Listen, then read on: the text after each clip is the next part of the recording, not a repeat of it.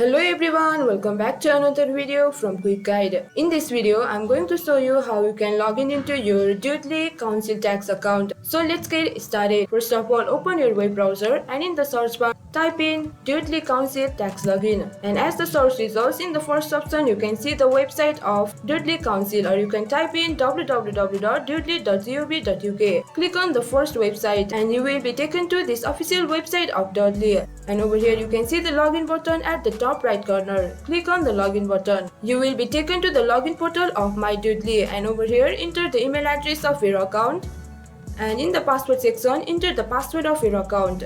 Once you do that, click on sign in button over here. You will be logged into your Dudley Council Tax account. And if you want to create an account, you can click here register. And if you guys forgot your login credential or password, you can click here forgot your password to reset it. So that's all for this video. If you find our video helpful, please leave a like and please do not forget to subscribe our YouTube channel.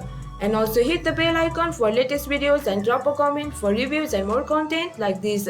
I will see you guys again in our next video. Thank you for watching.